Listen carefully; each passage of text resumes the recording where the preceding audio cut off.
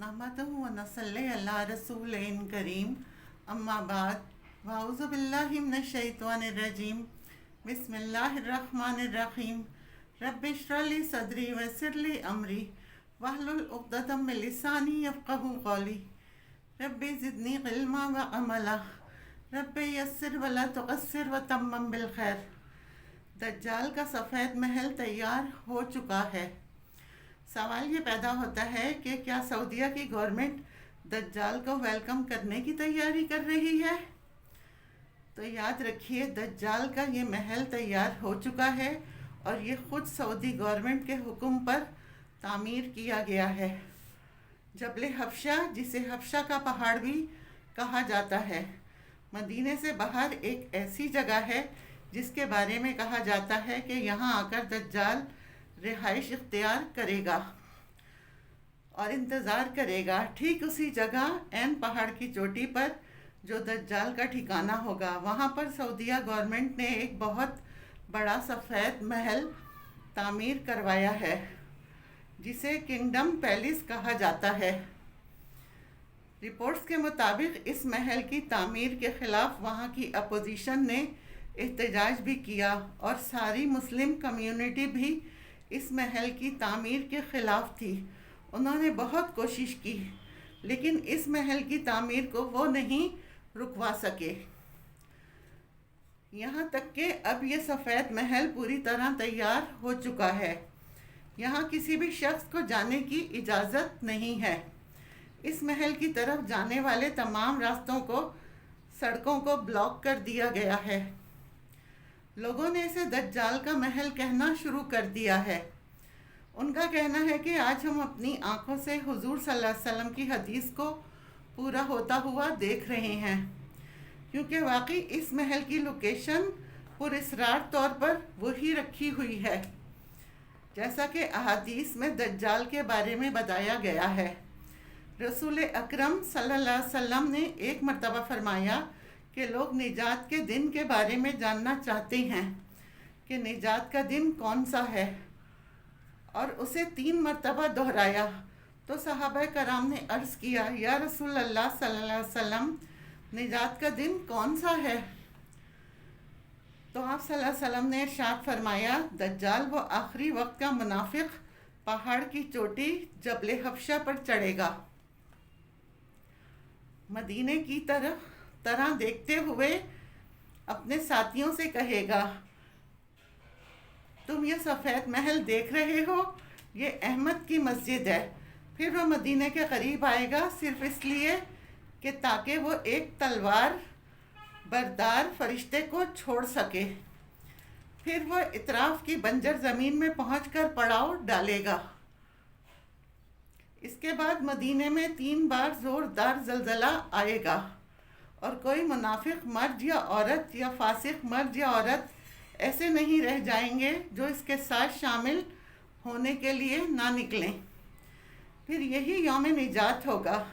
अब हदीस मुबारका के सफ़ेद महल और दज्जाल, इसका कनेक्शन वाज़े नज़र आता है और हुज़ूर सल्लल्लाहु अलैहि वसल्लम की ये वाज़े हदीस रोज़े रोशन की तरह हर चीज़ सामने ले आई है। हैरत की बात यह है कि सऊदी गवर्नमेंट किस तरह इतनी वाज़े चीज़ पर ब्लोर कर सकती है। कौन सोच सकता था कि वो सरजमीन जहाँ काबतुल्लाह है और रोज़े रसूल है, वहाँ के बासी, वहाँ के बादशाह अपने हाथों से दज्जाल के ठिकाने तामीर करेंगे। हज़रत अनस बिन मालिक रज़ी अल्लाह ताला अन्हु से रिवायत है कि नबी करीम सल्लल्लाहु अलैहि वसल्लम ने इरशाद फरमाया कि कोई बस्ती ऐसी नहीं होगी जहाँ दज्जाल दाखिल नहीं हो सकेगा सिवाय मक्का और मदीना के।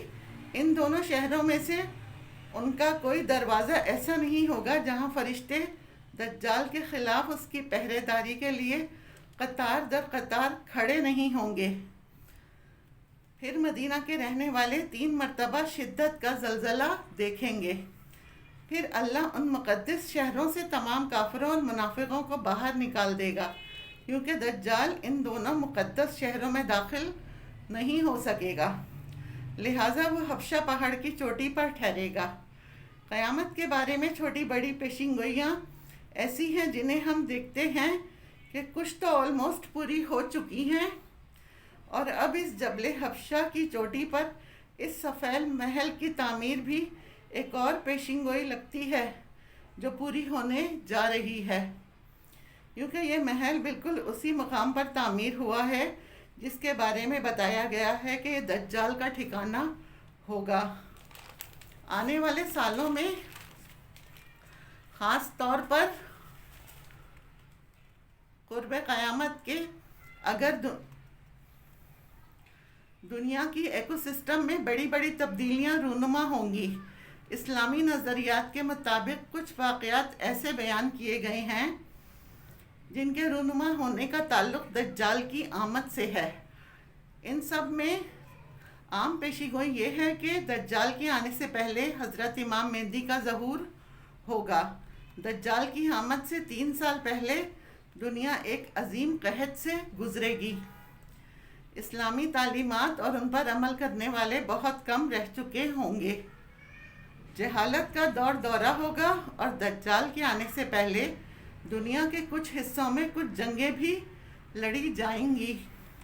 دجال کا ظہور مشرق کی طرف سے ہوگا اور وہ بہت تیزی سے دنیا کا سفر کرے گا اور ایک شہر سے دوسرا شہر ہوتے ہوئے تقریباً پوری دنیا میں پہنچے گا سوائے مکہ اور مدینہ کے، جہاں وہ داخل نہ ہو سکے گا۔ دجال کئی طرح کے کارنامے سر انجام دے گا اور جہاں کہیں بھی وہ جائے گا کرپشن، افراتفری اور انتشار پھیلائے گا۔ دجال ایک گندمی رنگت فروا جسم کے مالک کو بیان کیا گیا ہے جس کا سینہ بے حد چوڑا ہوگا، اس کے بال کرلی اور کالے ہوں گے اور اس کی پیشانی پہ واضح دکھائی دینے والے 3 حروف کاف، فے اور رے یہ لکھے ہوں گے۔ اس کی ایک آنکھ خراب ہوگی، سوجی ہوئی ہوگی، دیکھنے میں بہت عجیب ہوگا اور ایک آنکھ سے کانا ہوگا۔ وہ بہت ریپلائڈر یعنی تیز رفتار سفر کرے گا، اس کی اولاد بھی نہیں ہوگی۔ وہ سب سے پہلے پیغمبری کا جھوٹا دعویٰ کرے گا اور بعد میں خدائی کا جھوٹا دعویٰ بھی کرے گا۔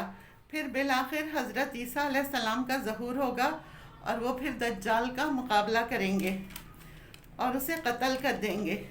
سعودی عرب کے شہزادہ محمد بن سلمان یہودیوں اور عیسائیوں کا ایک ایکٹیو ایجنٹ کے طور پر وہ کام کر رہے ہیں۔ شہزادہ سلمان نے قرب قیامت کی بہت سی نشانیوں اور خاص طور پر دجال کی آمد والی پیشین گوئیوں کو پورا کرنے میں سہولت کاروں کا رول ادا کیا ہے۔ ایسا لگتا ہے کہ سعودی حکمران امام مہدی کی آمد سے خوفزدہ ہیں، جس کی بڑی وجہ یہ ہے کہ امام مہدی کا جب ظہور ہوگا تو ان کی بادشاہت ختم ہو جائے گی۔ اب وہ امام مہدی کی آمد کو روکنے کے لیے جو بھی اقدام کر رہے ہیں وہ ان کے اپنے ہی خلاف ہو رہے ہیں۔ مغربی دنیا اور خاص طور پر یہودیوں کی مدد، ان کی سپورٹ حاصل کرنے کے لیے جو یہ حکمران کر رہے ہیں، اس سے الٹا حضرت امام مہدی کی آمد کا راستہ ہموار ہو رہا ہے۔ مغربی رہنماؤں اور یہودیوں کو خوش کرنے کے لیے جہاں کئی اقدامات کیے گئے، وہاں نیوم سٹی پروجیکٹ محمد بن سلمان کا ایک اہم منصوبہ ہے جو خاص طور پر یہودی لابی کو خوش کرنے کے لیے یہ قدم اٹھایا گیا ہے۔ یہ منصوبہ اگلے 6 سے 7 سالوں میں مکمل ہو جائے گا۔ 2017 میں محمد بن سلمان نے اپنے ہاتھوں سے اس منصوبے کا افتتاح کیا تھا، جسے پوری دنیا میں تکنیکی اعتبار سے ایک شاندار منصوبے کے تحت لانچ کیا گیا تھا۔ حالانکہ اس منصوبے پر کام کرنا بے حد حیران کن تھا، کیونکہ ان کے پاس نہ کوئی اپنا بجٹ تھا اور نہ اتنے فنڈز تھے جو اس شہر کے بارے میں کہا جا گیا تھا کہ یہ سعودی عرب کے قوانین کے انڈر نہیں ہوگا۔ یہاں خواتین پر کاروبار تفریحی سرگرمیوں پر کوئی اسلامی نظریاتی پابندی نہیں ہوگی۔ حقیقت میں یہ شہر کسی بھی قسم کے قانون اور پابندیوں سے بالاتر ہوگا۔ لوگوں نے اسے دجال کا شہر بلانا شروع کر دیا کیونکہ حیران کن طور پہ یہ شہر سعودی عرب کے حساب سے بے حد ایڈوانس، جدید اور اسلامی تعلیمات کے منافی ہے۔ اس شہر کا اپنا چارم اور ویدر، اس کی اپنی کنٹرول ٹیکنالوجی ہوگی، جہاں کئی space laboratories, science research centre قائم کیے جائیں گے۔ یہ شہر اس کی ایڈوانس ٹیکنالوجی دجال کی مدد کے لیے ایک بہت بڑا بیک ثابت ہو سکتا ہے، جسے وہ مسلمانوں کے خلاف اپنے حق میں استعمال کر سکتا ہے۔ پچھلے کئی سالوں میں ایسے حیران کن حقائق سعودیہ عرب میں دیکھنے میں آئے ہیں۔ اب وہاں جبل حبشہ پر ایک سفید محل کا تعمیر ہونا ایک بہت خوفناک یہ حقیقت ہے جس سے انکار ممکن نہیں ہے۔ اللہ تعالیٰ سے یہ دعا ہے کہ ہم مسلمانوں کے ایمان کو اللہ مضبوطی عطا فرمائے اور ہمیں اس قابل بنائے کہ ہم دجال کے فتنوں کا مقابلہ کر سکیں۔ آمین۔ وآخر دعوانا ان الحمد للہ رب العالمین۔